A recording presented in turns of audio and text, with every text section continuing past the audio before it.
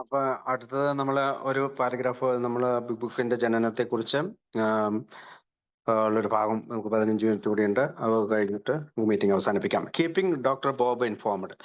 അതായത് ബിഗ് ബുക്കിന്റെ എല്ലാ എഴുത്തുകളിലും എഴുതി കഴിഞ്ഞതിന് ശേഷം ഡോക്ടർ ബോബിനെ കൃത്യമായി ബിൽ ഡബ്ല്യു ആ ഭാഗങ്ങൾ അയച്ചു കൊടുക്കുകയും അവിടുത്തെ ഗ്രൂപ്പിലെല്ലാം ചർച്ച ചെയ്ത് അതിൻ്റെതായിട്ടുള്ള അവരുടേതായ നിർദ്ദേശങ്ങളൊക്കെ സ്വീകരിച്ചിട്ടുണ്ട്. Having addressed all of AA's helpers and potential supporters on the East Coast, Bill's final letter of the day went to Dr. Bob Smith, providing him with a recap of his trip down south, barnstorming through Maryland, Virginia, and Washington, etc. അതായത് bill W doctor ബോബിന് ഒരു കത്ത് എഴുതുകയാണ്. ആൽക്കോളിസ് അനോമസിനെ സഹായിച്ചവരുടെ അല്ലെങ്കിൽ അവരെ ആൽക്കോളിസ് അനോമസിനെ സഹായിച്ച east കോസ്റ്റിലെ ആളുകളുടെ എല്ലാ കാര്യങ്ങളും ഉൾപ്പെടുത്തിക്കൊണ്ട് ഒരു വിവരണം നടത്തിയാണ്. Down south bam stopping through Maryland, അതായത് മേരിലാൻഡിലൂടെയും അങ്ങനെയൊക്കെ അദ്ദേഹം സഞ്ചരിക്കുന്നുണ്ട്. Virginia and Washington, Maryland, Virginia, Washington എവിടെയൊക്കെ സഞ്ചരിച്ചു. And proudly reporting on their success with the two famous psychiatrist at saint Johns Hopkins. അമേരിക്കയിലെ വളരെ പ്രശസ്തമായ ജോൺസ് ഹോപ്കിൻസ് ഹോസ്പിറ്റലിലെ 2 ഡോക്ടർമാരെ കണ്ടുമുട്ടിയതും അവർ തങ്ങൾക്ക് നൽകിയ ലെറ്ററെ പറ്റിയും ഡോക്ടർ ബോബിനെ അറിയിക്കുന്നുണ്ട്. ബിൽ ഉറപ്പിച്ചു പറഞ്ഞു, doctor Bob, this endorsement would make a significant difference in their effort to raise money. Doctor ബോബിനോട് ബിൽ ഡബ്ല്യു പറയാണ്, നമ്മളുടെ ധനശേഖരണം, ബിൽ ബുക്കിന്റെ പ്രസിദ്ധീകരണത്തിനായുള്ള ധനശേഖരണത്തിന് ഈ 2 ലെറ്ററുകളും വളരെ അധികം സഹായിക്കും. The old juggernaut of fund raising bounces along. പഴയ രീതിയിലുള്ള ധനശേഖരണം ഒരുപക്ഷെ അതൊരിക്കലും നടന്നില്ല. അതുകൊണ്ട് അത് ഇങ്ങനെ അങ്ങോട്ടും ഇങ്ങോട്ടും തട്ടിക്കളിക്കുകയാണ്. He told Smith, still in low gear but shifting soon, I think two second. അതായത് ഏതാനും നിമിഷങ്ങൾക്കുള്ളിൽ ഇപ്പോഴും നമ്മൾ ലോ ഗിയറിൽ വളരെ സ്ലോവിലാണ് പോകുന്നത്. ബട്ട് ഷിഫ്റ്റിംഗ് സൂൺ, ഉയർന്ന ഗിയറിലേക്ക് ഉടനെ തന്നെ പോകും. അപ്പൊ ഒരു പ്രൈസിലെ ഒരു പ്രത്യേക രീതിയിൽ അത് പറയണമെന്നുള്ളു. അപ്പൊ ഏതാനും നിമിഷങ്ങൾക്കുള്ളിൽ നമുക്ക് ധനശേഖരണം നടത്താൻ കഴിയും ഈ ലെറ്റർ വഴി. ഫോർ ബിൽ വിൽസനെ സംബന്ധിച്ചിടത്തോളം, shifting into second gear meant he would now be so caught up in fund raising that he had no idea when he would be able to visit Akron again, certainly not any time in the near future. അപ്പോൾ Bill ഡബ്ല്യുവിനെ സംബന്ധിച്ചിടത്തോളം second ഗിയറിലേക്ക് മാറ്റുക എന്ന് പറഞ്ഞാൽ fund റൈസിങ്ങിന് വേണ്ടിയിട്ട് വീണ്ടും അക്രോണിലേക്ക് വീണ്ടും പോയി ഫണ്ട് റൈസിങ് വാങ്ങുക എന്നുള്ള കാര്യത്തിൽ ഒരു എത്തും പിടിയുമില്ല. Certainly not any time in the near future. ഏതായാലും അടുത്ത കാലത്തെങ്ങും പോകാനായിട്ട് ഉദ്ദേശിച്ചിട്ടില്ല. Explaining this delay he notes that, അതായത് ഇത്തരം കാര്യങ്ങളിൽ വിശദീകരിച്ചുകൊണ്ട് അവൻ ഇങ്ങനെ പറഞ്ഞു, Mr Scott has just given me letters of introduction. Scott എനിക്ക് ഒരു ലെറ്റർ നൽകിയിട്ടുണ്ട് പരിചയപ്പെടുത്താൻ. And we plan to put the bite on such people as Owen D Young, Mr Stettinius, Sloan and such like without delay. അതായത് പ്രസിദ്ധരായ ധനികരിലേക്ക് എത്തിച്ചേരാനായിട്ട് Albert Scott എനിക്ക് letter തന്നിട്ടുണ്ട്. അതുകൊണ്ട് തന്നെ ഈ ഓവൻ ഡി യങ് എന്ന് പറയുന്ന ധനികരായിട്ടുള്ള മിസ്റ്റർ സെസ്റ്റിനിയസ് സോളൻ എന്ന് പറയുന്ന ധനികരായിട്ടുള്ളവരെ ഞാൻ ഉടനെ തന്നെ കാണും, വളരെയധികം താമസിക്കില്ല. Bill's sights and not be set any higher. അതുകൊണ്ട് തന്നെ അവന്റെ ദർശനം വളരെ ഉയരത്തിലായി.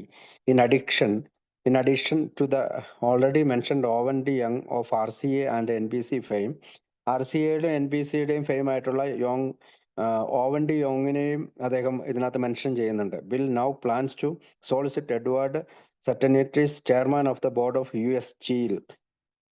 അതായത് മറ്റൊരു ചെയർമാനാണ് ബോർഡ് ഓഫ് US അമേരിക്കയിലെ സ്റ്റീൽ കമ്പനിയുടെ ചെയർമാനായിട്ടുള്ള എഡ്വേർഡ് സ്റ്റെറ്റിനിയസിനെ പറ്റി അതിനകത്ത് പറയുന്നുണ്ട്.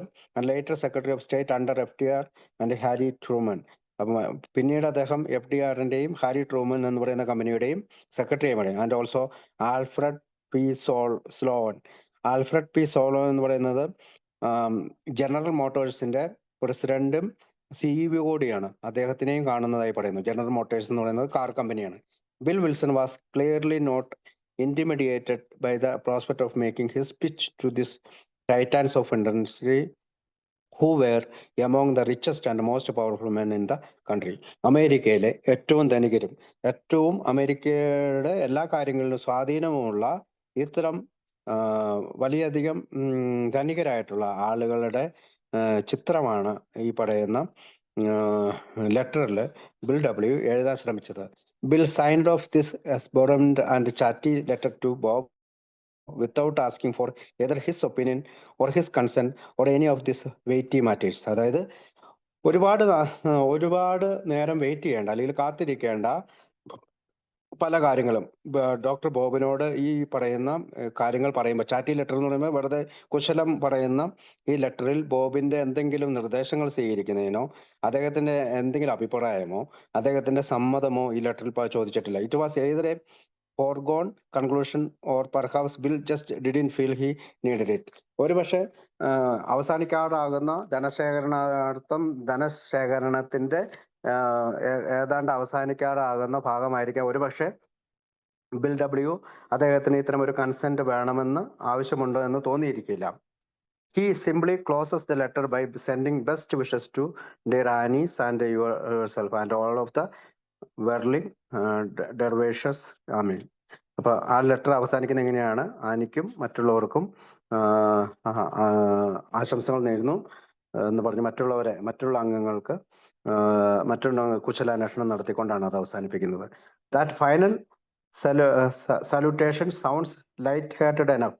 അപ്പം but it is unclear whether is Whirling Dervishes comment was Bill's jesting way of referring to the Akron brethren, or if it was a private joke between the two men about the Akron group members, both sober and non-alcoholic, who were still so outrated by Wilson's effort to raise large sum of the money to others to further his plan for the expansion of AA. Alcoholism അനോണിമസിന്റെ വികസനത്തിനും അല്ലെങ്കിൽ ബുക്കിന്റെ പ്രചരണം നടത്തുക, അല്ലെങ്കിൽ ബുക്കിന്റെ പ്രസിദ്ധീകരണം നടത്തുക, അല്ലെങ്കിൽ ആൽക്കോളിസം അനോണിമസിന്റെ പ്രചരണത്തിനായി ആശുപത്രികൾ സ്ഥാപിക്കുക, പ്രൈഡ് മിഷണറിമാരെ സ്ഥാപിക്കുക എന്നൊക്കെയുള്ള ആശയങ്ങൾ അക്രോണിൽ പോയി പറഞ്ഞപ്പോൾ അവിടെ നിന്ന് എതിർപ്പാണ് അദ്ദേഹത്തിന് ലഭിച്ചത്.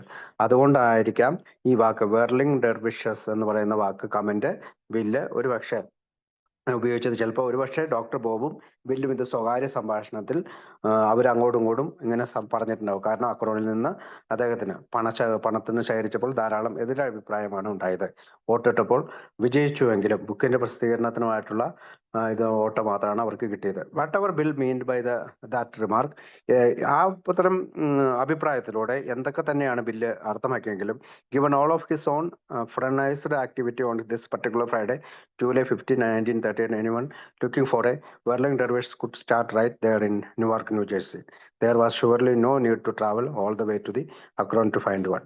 അപ്പോൾ ജൂലൈ 15, 1938 എഴുതിയ കത്ത്, വെള്ളിയാഴ്ച ബോബിന് എഴുതിയ കത്തില് അദ്ദേഹം എന്തൊക്കെ തന്നെയാണ് ഈ വിവരിച്ചെങ്കിലും തീർച്ചയായും ന്യൂവാർക്ക്, ന്യൂജേഴ്സിയില് ഇവരുടെ പരിപാടി തുടങ്ങിക്കഴിഞ്ഞു. ഈ പുസ്തകം പ്രസിദ്ധീകരിക്കുന്നില്ല. there was surely no need to travel to Akron to find one. അതുകൊണ്ട് ഈ പറയുന്ന അക്രോണിലേക്ക് പോകേണ്ടതായിട്ട് അവർക്ക് ആവശ്യകത തോന്നിയില്ല. an office downgrade, അപ്പൊ ഇനിയിപ്പോ ഓഫീസ് മാറ്റുന്നതിനെ കുറിച്ചാണ്.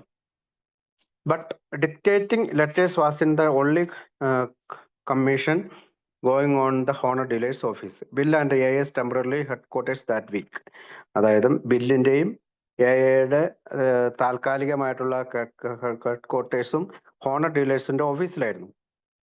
The business had just gone through an upheaval. അതായത് ഇവർ നടത്തിയിരുന്ന ഈ ഹോണർ ഡീലർ എന്ന് പറയുന്ന ഓയിൽ കമ്പനിയുടെ വ്യാപാരം തീർച്ചയായും തകർന്ന നിലയിലായി. Having moved with all of their furniture from the 9th floor at 11 Hill Street.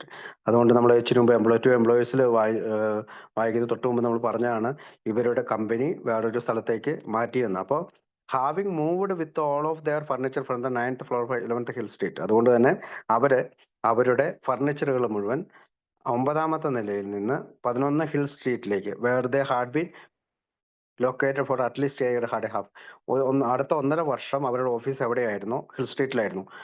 അതൊരു into smaller and more economical space around the corner and 1 block north at 17 William Street. അതായത് 17 William സ്ട്രീറ്റിൽ നിന്ന് വ്യാപാരപരമായിട്ടുള്ള ചെറിയ സ്പേസ്, ഒരു മൂലയിലെ മുറി, വളരെ ചെറിയ space, മൂലയിലെ മുറി, ഒരു ബ്ലോക്ക് അല്ലെങ്കിൽ ഒരു റോഡ് അകലെ മാത്രമേ ഉണ്ടായിരുന്നുള്ളൂ. അത് നോർത്തിലായിട്ടാണ്, 17 വില്യം സ്ട്രീറ്റ് നോർത്തിലായിട്ടായിരുന്നു ഈ റൂം ഉണ്ടായിരുന്നത്. That kind of packing and unpacking is both time consuming and disruptive.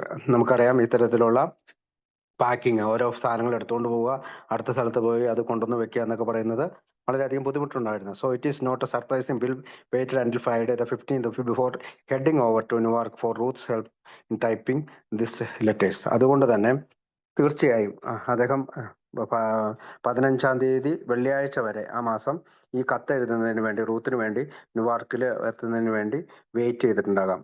Strangely Bill didn't seem to have any idea Hank was planning to move Honda dealers to a new location on July 1st.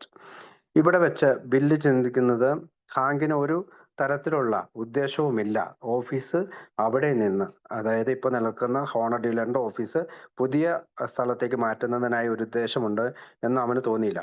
In his June 24 reply to the Maguire letter, ഈ June 24 അവനെ അയച്ച Maguire ലെറ്ററിൽ ഇങ്ങനെ പറയുന്നത്, he had so noted this letter is being written from my home in Brooklyn so that you now have his address as well as that of our Jersey office.